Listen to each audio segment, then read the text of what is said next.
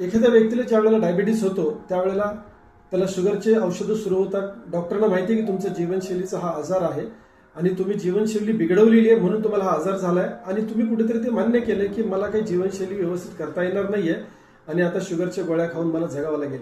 मग डॉक्टरांची सुद्धा मानसिकता काय आहे की ठीक आहे तुम्हाला आता गोळ्याच खायच्या तर मग तुम्ही ह्या गोळ्या आयुष्यभर चालणार आहेत हे सांगितलं जातं आणि आपल्याला काही वर्षानंतर गोळ्यांचा डोस वाढतो, अजून काही वर्षानंतर परत गोळ्यांचा डोस वाढतो आणि शुगरच्या त्रासामुळे इतर अवयवांना नुकसान होऊन इतर आजार सुद्धा संभवतात किंवा होतात. मग लक्षात बऱ्याच वेळेला पेशंटची अशी तक्रार असते की मग आम्हाला हे डॉक्टर लोक का सांगत नाही की तुमचं आयुष्य बंद होऊ शकतं किंवा तुमची जी चुकीची जीवनशैली आहे ती तुम्ही सुधारली पाहिजे. बघा, सतसत विवेक बुद्धीला प्रत्येक व्यक्तीला माहिती असतं की आपण चुकीचं खातोय, चुकीच्या वेळी खातोय, चुकीचं झोपतोय, चुकीच्या वेळेला झोपतोय, कमी झोपतोय वगैरे वगैरे हे प्रत्येकाला माहिती आहे आणि आपण सुदृढ राहण्यासाठी आपण सात्विक खाल्लं पाहिजे. हे चांगल्या गोष्टी सगळ्या माहिती आहेत आणि किती लोक हे पाळतात आणि न पाळण्याचा परिणाम काय होतो की आपल्याला शुगर सारखी जीवनशैलीचा एखादा त्रास चालू होतो. लक्षात घ्या, आता साखर आपल्या शरीरामध्ये वाढलेली आहे म्हणजेच काय रक्तात साखर वाढली आहे आणि शरीराने आपल्याला ते सहन केलेलं आहे. यस, शरीराने सहन केले. ज्या वेळेला तुम्हाला कळतं की रक्तातली साखर वाढली आहे त्यावेळेला ऍक्च्युली त्याच्या कित्येक वर्ष अगोदर शरीरामधली साखर वाढत असते. मी म्हणेन रक्तातली साखर वाढत असते पण रक्तातली साखर वाढवून चालत नाही म्हणून मेंदू काय करतो, ती रक्तातली साखर आपल्या विविध अवयवांमध्ये हार्ट असेल, लिव्हर असेल, लंग्स असेल, किडनी असेल, मेंदू असेल वगैरे वगैरे अशा विविध अवयवांमध्ये ही साखर साठवली जाते विस्कर फॅटच्या स्वरूपामध्ये आणि ज्या वेळेला हे विविध अवयव हात टेकतील किंवा गुडघे टेकतील की आम्ही इथून पुढे ती साखर स्वीकारू शकत नाहीये त्याच वेळेला रक्तामधली साखर वाढते. म्हणजे तुम्ही ऑलरेडी जीवनशैली कितीतरी वर्ष चुकीची केल्यामुळे हा परिणाम झालेला आहे. डॉक्टरला दोष देण्यात अर्थ नाहीये. हा ठीक आहे, त्यांनी सांगितलं पाहिजे की तुम्ही तुमची जीवनशैली सुधारा, ते 2 वाक्यात सांगतात देखील, पण त्याचा परिणाम आपल्यावरती तेवढा होत नाही आणि आपण गोळ्याच फक्त खात राहतो.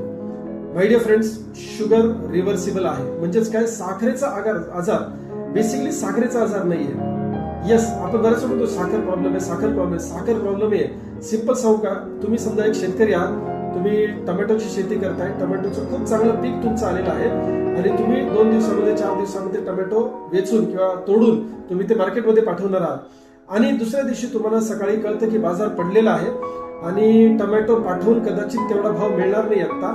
मग काय करायचं? मग शेतामध्ये नासून द्यायचे का नाही, तरी पण तुम्ही तोडणार आणि आशा करणार की कदाचित हे मार्केटमध्ये विकले जाऊ शकतील आणि परत पुढच्या दिवशी तुम्हाला मेसेज मिळतो की अजून भाव खाली पडलेला आहे, कदाचित ट्रान्सपोर्टेशनचे पैसे सुद्धा निघणार नाहीत किंवा जे काढायला पैसे लागलेत ते सुद्धा आपल्याला निघणार नाहीत. मग आपण काय करतो? आपण मार्केटमध्ये पाठवत नाही, तो टोमॅटो घेतो, आपण बांधावरती फेकून देतो. मला सांगा, टोमॅटोमध्ये काही प्रॉब्लेम आहे का? टोमॅटोमध्ये प्रॉब्लेम नाही, टोमॅटो खपू शकत नाही, सध्या हा प्रॉब्लेम आहे. आपल्या शरीरामध्ये साखर ही अडचण नाहीये, प्रॉब्लेम नाहीये. साखर वाढली हा प्रॉब्लेम नाहीये, साखर खपली नाही हा प्रॉब्लेम आहे. थोडं बारकाईने समजून घ्या, आपल्या शरीरामध्ये जर साखर 0 केली तर आपण जिवंत राहू का? नाही जिवंत राहू शकत. सो प्रमाणामध्ये आपल्याला साखर लागणारच आहे, पण त्याचं प्रमाण रक्तामध्ये वाढलं नाही पाहिजे. रक्तामध्ये आलेली साखर अन्नवाटे ती प्रत्येक पेशींमध्ये गेली पाहिजे आणि प्रत्येक पेशींमध्ये गेली की थोडक्यात ती खपली म्हणजे त्याचा निचरा झाला किंवा ती वापरात आली. सो शरीरामध्ये साखर तयार होणार आहे आणि पेशींमध्ये जाणार आहे, तिचा निचरा होणार आहे किंवा ती खपणार आहे किंवा मी म्हणतो वापरात येणार आहे. जर समजा पेशींने ही साखर नाही स्वीकारली तर, आणि स्वीकारण्याचं काम कसं होतं लक्षात घ्या, आपल्या शरीरामध्ये ग्लुकोज तयार झाला म्हणजे काही खाला तुम्ही, ग्लुकोज तयार होणार आहे.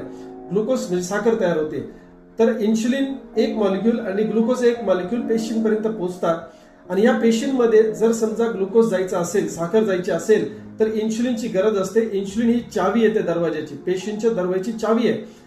पेशींचा दरवाजा उघडला जातो इन्शुलिनच्या माध्यमातून, साखर आतमध्ये जाते आणि आपली साखर खपली. सो साखर प्रॉब्लेम नाही. थोडं टेक्निकल समजून घ्या. आज कदाचित तुम्ही कितीतरी वर्ष गोळ्या खाताय किंवा तुमच्या घरामध्ये डायबिटीसचं औषध सुरू असेल आणि ही कल्पनाच नाही आपल्याला की आपण रक्तातली साखर कमी करतोय म्हणजे नक्की काय करतोय. बघा, रक्तातली साखर गोळी खाऊन कमी झाली म्हणजे ती गेली कुठे? हवेत तर नाही विरळली, शरीरातच आहे. शरीराच्या विविध अवयवांना ती डॅमेज करण्यासाठी सज्ज आहे. भयानक एक्झाम्पल तुम्ही करून बघा, एक्सपेरिमेंट करा, प्रयोग करा घरी. साखर रात्री झोपताना म्हणजे करा आणि विश्वास ठेवा, मी म्हणतोय. ओके, केलं तर तुम्हाला अजून जास्ती प्रचिती येईल. साखर मुठीमध्ये ठेवायची, मूठ बंद करायची रात्रभर. मूठ बंद राहील एवढी व्यवस्था करा.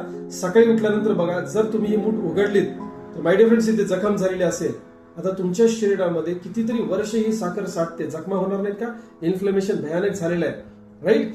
सो माय डिअर फ्रेंड्स, साखर प्रॉब्लेम नाहीये, साखरचा निचरा होत नाही हा प्रॉब्लेम आहे, इन्शुलिन रेजिस्टन्स हा प्रॉब्लेम आहे. सो इन्शुलिनवरती जर काम झालं, इन्शुलिन सेन्सिटिव्हिटीसाठी जर काम झालं, प्रत्येक वेळेला इन्शुलिन आलं, पेशीने दरवाजा उघडला तर प्रॉब्लेम येणार नाहीये. पण बराच काळ पेशी काय करतात, सहन करून करून एक वेळ हात टेकतात आणि इन्शुलिनला म्हणतात आम्ही याला रिस्पॉन्स देणार नाही, आणि मग रक्तातली साखर वाढत जाते. सो फक्त डॉक्टरांना दोष देऊन चालणार नाही, थोडासा आपण देखील पुढाकार घेऊया. बघा, आता या व्हिडिओच्या माध्यमातून तुम्हाला समजलेलं आहे की रक्तातली साखर हा प्रॉब्लेम नाहीये, त्याचा निचरा होत नाही हा प्रॉब्लेम आहे. मग इन्शुलिन सेन्सिटिव्हिटीसाठी काय करावं लागेल? सात्विक आहार घ्यायला लागेल, वेळेत अन्न खावं लागेल, आहाराची पद्धत बदलावी लागेल, आहाराचा टाईप बदलावा लागेल, व्यायाम करावा लागेल. येस, रात्री शांत झोप घ्यावी लागेल, 7 तास किमान झोप घ्यावी लागेल, बरोबर आहे. त्याच्यानंतर ध्यानधारणा करावी लागेल, योगासने करावी लागतील, सूर्यनमस्कार करायला लागेल, लाईफस्टाईल सुधारावी लागेल. नाही लाईफस्टाईल सुधारली तर निष्काळजीपणा होईल आणि साखर चालूच राहील. उद्या ब्लड प्रेशर, हायपर टेन्शन किंवा विविध अवयवांचे विविध आजार हे जडणारच आहेत. साखर फार मोठा विल्यन आहे, लक्षात घ्या. हा दुसऱ्या अवयवांना जगू देणार नाहीये.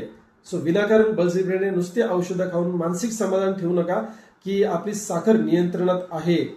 सिंपल गोष्ट लक्षात घ्या. रस्त्यावरती फार ट्रॅफिक वाढलंय तर हवालदार लोक काय करणार आहेत, ते ट्रॅफिक डायव्हर्ट करणार आहेत, दुसऱ्या रस्त्याने पाठवणार आहेत, म्हणजे तो रस्ता रिकामा होऊ शकेल, बरोबर आहे. सतत जर असं होत गेलं तर किती काळ ते ट्रॅफिक तुम्ही गल्लीबोळांमध्ये डायव्हर्ट करणार? शेवटी गल्लीबोळा सुद्धा थकतील ना, आणि मग हे ट्रॅफिक कुठे वाढणार आहे? परत त्या रस्त्यावर वाढणार आहे. तेच आपल्या शरीरामध्ये होत आहे. आपल्या रक्तातली साखर निचरा होत नाहीये आणि विविध अवयवांना आपण अजूनही नुकसानीमध्ये टाकतोय. सो डायबिटीस रिव्हर्सल करणे अत्यंत आवश्यक आहे, आणि आपल्याला परमेश्वराने जे दीर्घायुष्य द्यावं किंवा जे दिलेलं आहे ते तरी आपण छान पद्धतीने जगावं, माय डिअर फ्रेंड्स, राईट. अधिक माहिती पाहिजे असेल निश्चित संपर्क करा. माय वेलनेस प्रमोटर्स तुम्हाला निश्चितच मार्गदर्शन करतील. धन्यवाद.